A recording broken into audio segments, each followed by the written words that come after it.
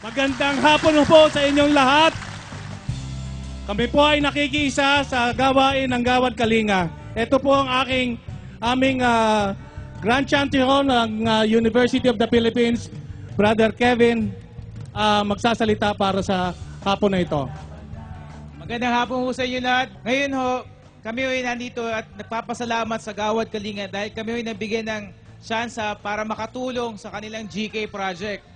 Ito, nag-launch kami ho ng program. Ang pangalan ho niya ay Kalinga ng Apo. Dati ho kasi, nung first time ko ho na-experience siya, kasi pumunta po kami sa Baseco, doon ko lang po na-realize na yung kaligayahan na hindi kayang tumbasan ng pera o kahit anumang material na bagay na meron sa mundo, ay yung tulungan nyo ho yung kapwa nyo Pilipino.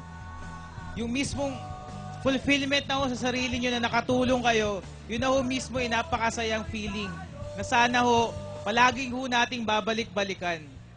Kami ho'y magkakabrad sa fraternity, pero lahat ho tayo mga Pilipino, lahat ho tayo magkakapatid.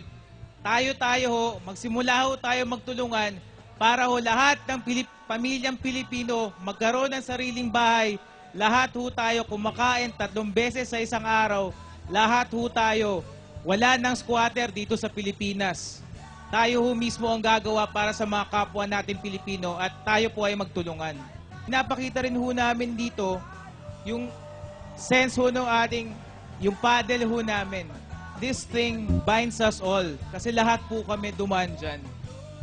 Ngayon ho, turn over na po namin kay Sir Tony para ho makinaw na namin yung shovel.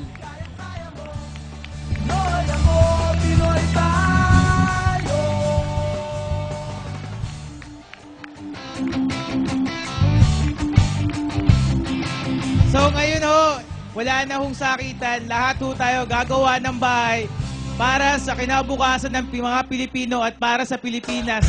Magtulungan ho tayo at magsama-sama. Maraming salamat ho.